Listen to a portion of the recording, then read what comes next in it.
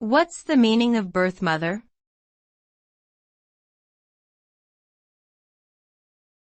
Birth mother.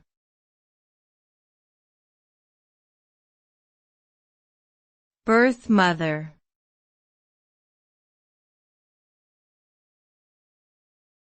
Birth mother.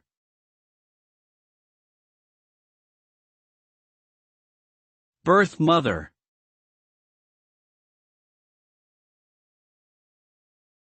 The term birth mother refers to a woman who has given birth to a child and has either chosen to place the child for adoption or has been separated from the child for some other reason. In the context of adoption, the birth mother may have relinquished her parental rights to the adoptive family or agency.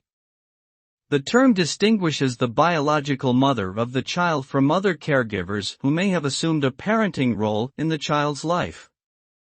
It is important to note that the term birth mother is often used in a sensitive context, as it relates to significant decisions and emotions surrounding adoption and family relationships.